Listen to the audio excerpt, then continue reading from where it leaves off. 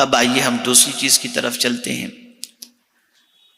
کامیاب اگر زندگی میں ہونا ہے تو اس کے لیے دوسری چیز ہے محنت.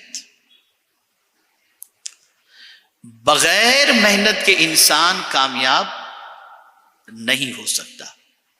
قرآن مقدس میں اللہ عز و جل نے ارشاد فرمایا وَلَيْسَ لِلْإِنسَانِ إِلَّا مَا سَعَى.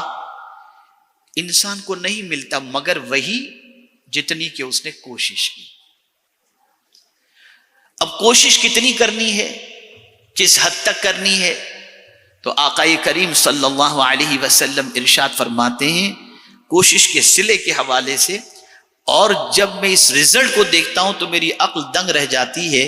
رحمت عالم صلی اللہ علیہ وسلم نے فرمایا مزدور کے پسینے کے سوکھنے سے پہلے مزدور کو اس کی مزدوری ادا کر دیا کرو. اور پھر آپ دیکھیں کہ کسی محنت کرنے والے کے اجر کو اللہ ضائع نہیں فرماتا. ہمارے یہاں سچویشن یہ ہے کہ ہماری سوسائٹی کے اندر آپ میں سے تقریباً حضرات صبح بستر چھوڑ کر کے آفس چلے جاتے ہوں گے کاروبار کے لیے، کوئی فیکٹری میں، کوئی کہاں، سب اپنے اپنے کام پہ لگ جاتے ہوں گے. لیکن بہت سارے ہمارے نوجوان اور ہماری قوم کے لوگ، ان کی صبح ہوتی نہیں 12 بجے 1 بجے سے پہلے، اور محنت تو بالکل نہیں ہو پاتی ہے. تو اگر کامیابی چاہیے تو محنت، اور محنت بھی ایسی کہ بالکل کنٹینیوز محنت ہونی چاہیے. اب آئیے اس کو میں سمجھاؤں. بہت سارے لوگ محنت کرتے کرتے کبھی کبھی اپ اینڈ ڈاؤن کی وجہ سے تھک جاتے ہیں اور کہتے ہیں کہ یار اب کیا کرنا. تو میں آپ کو ایک چیز بتاؤں، ماشاءاللہ ہمارے 2 ڈاکٹر صاحب بھی میری نظر کے سامنے، اور بھی ڈاکٹر صاحب ہوں گے شاید. ECG کو آپ نے دیکھا ہوگا.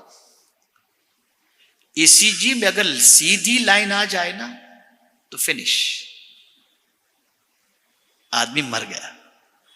ECG میں اپ اینڈ ڈاؤن ہوتا ہے، مطلب کہ زندگی موجود ہے. تو اسی طریقے سے اگر لائف میں آپ کے اپ اینڈ ڈاؤن ہے تو ابھی آپ زندہ ہیں. جس دن یہ اپ اینڈ ڈاؤن فنش ہو جائیں تو ہم مردہ قرار دیے جائیں گے. تو لائف میں اپ اینڈ ڈاؤن تو آنے ہی ہیں. ہمیں کبھی بھی ہمت نہیں ہارنی اور اپنی محنت کو مکمل طور پر جاری رکھنا ہے. اور یہ بات یاد رکھیں، آقا کریم صلی اللہ تعالی علیہ وسلم نے کسی بھی کام کے سلسلے میں ارشاد فرمایا کہ جب تم کوئی کام کرو پورا فوکس اس پر کرو. اور یہ نہیں کہ 2 مہینے یہ کام کیا، 2 مہینے یہ کام کیا، 4 مہینے یہ کام کیا. نہیں، تم محنت اسی کام میں کرتے رہو. ایک دن تم اس کے اندر ماہر ہو جاؤ گے، ایکسپرٹ ہو جاؤ گے، کامیاب ہو جاؤ گے. اور اگر ہزارہا محنتوں کے باوجود تمہیں اس میں کوئی نتیجہ نہیں نکلتا تو پھر تم اپنے طریقے کو چینج کر سکتے ہو. ہمارے یہاں یہ ہوتا ہے، تھوڑے تھوڑے دنوں میں ہم لائن چینج کر دیتے ہیں اور دوسری چیزوں کی طرف توجہ دے دیتے ہیں. تو میرے پیارے آقا صلی اللہ تعالی علیہ وسلم کے پیارے دیوانوں، محنت یہ بے پناہ ضروری ہے. اور جو بھی محنت کرے گا، یہاں پر یہ بات خاص طور پر سمجھنے کی ہے، غریب کا بچہ بھی محنت کرے تو وہ کامیاب ہو جائے گا، امیر کا بچہ بھی محنت کرے تو وہ کامیاب ہو جائے گا، بادشاہ کا بچہ بھی محنت کرے تو وہ بھی کامیاب ہو جائے گا. محنت شرط ہے. آقا کریم صلی اللہ علیہ وسلم نے صحابہ کو محنت کی طرف ابھارا. رسول رحمت صلی اللہ علیہ وسلم نے اپنی قوم کو دینے والا، اپنی امتیوں کو دینے والا بنانے کے لیے فرمایا خیر الید ید العلیٰ، بہترین ہاتھ وہ ہے جو اوپر والا ہو. ابھی میری کچھ ذمہ داروں کے ساتھ میٹنگ تھی مالیگاؤں کے اندر اور بنگلور کے اندر. کچھ سربراوردہ افراد تشریف لائے تھے اور کچھ ڈسکس چل رہا تھا. میں سمجھتا ہوں کہ یہاں بھی اس وقت میمن کمیونٹی کے ہی اپنے زیادہ تر حضرات ہیں.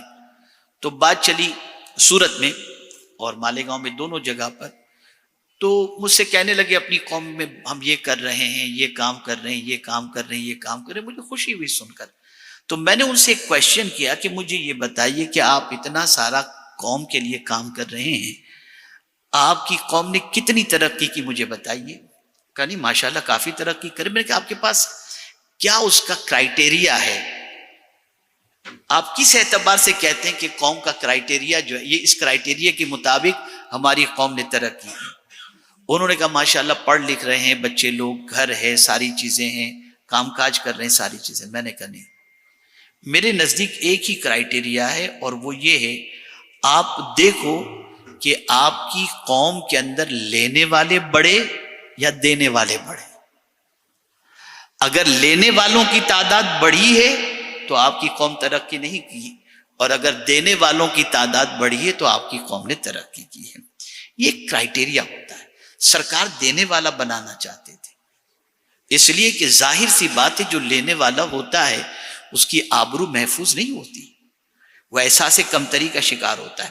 ہمیں محنت کر کے، مشقت کر کے، ایجوکیشنل اعتبار سے، بزنس کے اعتبار سے، دیانتداری کے اعتبار سے ہمیں محنت کرنی. ہمارے بہت سارے وہ لوگ جو ایز اے ایمپلائی جاب کرتے ہیں، ان کی بھی سچویشن کیا ہوتی ہے، صبح اگر ان کو 10 بجے کا کہا گیا تو جان بوجھ کر 10:30 بجے ہی آئیں گے، اس لیے کہ وہ 10 بجے آنا یہ سمجھیں گے کہ یار چلتا ہے. یہ ایک مینٹلٹی ہے، اس کی عزت کبھی نہیں بن سکتی، وہ کبھی کامیاب نہیں ہو سکتا. اور میری نظر کے اندر ایسے بہت سارے بزنس مین ہیں کہ جو آج بڑے بزنس مین بن گئے. اس کی ایک وجہ یہ بھی بنی کہ جب وہ ایز اے پارٹنر یا ایز اے ایمپلائی کسی اچھے بیپاری کے ساتھ کام کرتے تھے تو ان کا ٹائم پر آنا، بھرپور محنت کرنا، اسے دیکھ کر بہت سارے بیپاریوں نے اسے اپنا ورکنگ پارٹنر بنا لیا. یہ میں آپ کو اپنا تجربہ بتا رہا ہوں، میری زندگی میں دیکھی ہوئی چیزوں کو بتا رہا ہوں. تو محنت شرط ہے. کسی کی محنت کو اللہ عز و جل رائگاں نہیں فرماتا، اور ہر محنت کرنے والے کو اللہ تعالیٰ اس کی محنت کے مطابق اجر بھی عطا فرماتا ہے. تو 2 چیزیں ہوئی. پہلا انٹینشن پرفیکٹ ہونا چاہیے، نیت ہماری درست ہونی چاہیے. دوسری چیز محنت کے اندر قطعی طور پر کوئی کمی نہیں ہونی چاہیے.